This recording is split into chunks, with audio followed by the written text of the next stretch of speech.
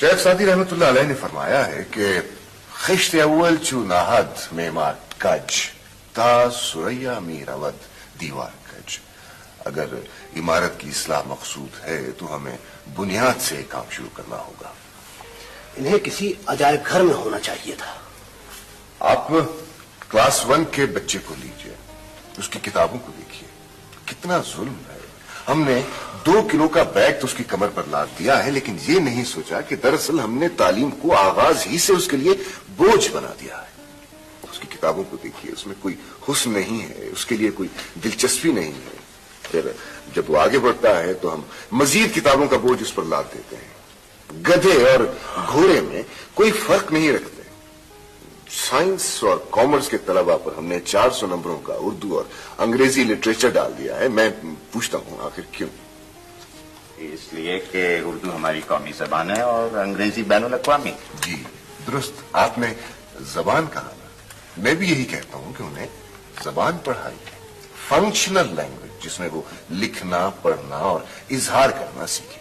इसे उनके रास्ते की दीवार न बनाए। तो आपका मतलब है कि ये लिटरेचर बेमानी चीज है?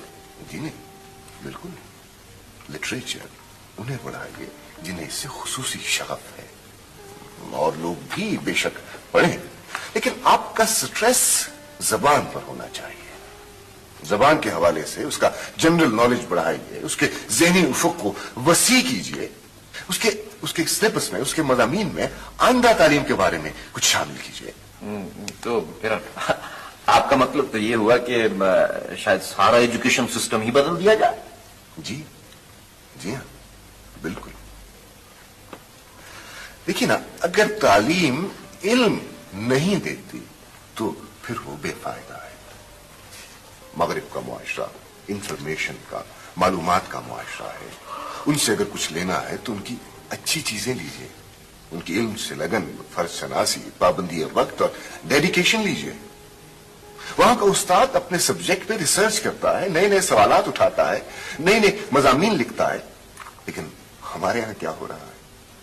20-20 सालों से हम हर आने वाली क्लास को वही तैयार शुदा नोट्स लिखवाते चले जा रहे हैं। दुनिया कहां से कहां पहुंच गई है और हम अपने सिलेबस में नई चीजें नहीं आने देते, इसलिए कि उन्हें पढ़ाने के लिए हमें खुद पढ़ना पड़ेगा। हमारे यहां अव्वल तो कभी कोई कुछ लिखता नहीं है, और अगर कभी लिखता है भी तो guides, test papers, help books, जिनसे उनको कुछ पैसे मिल सकते।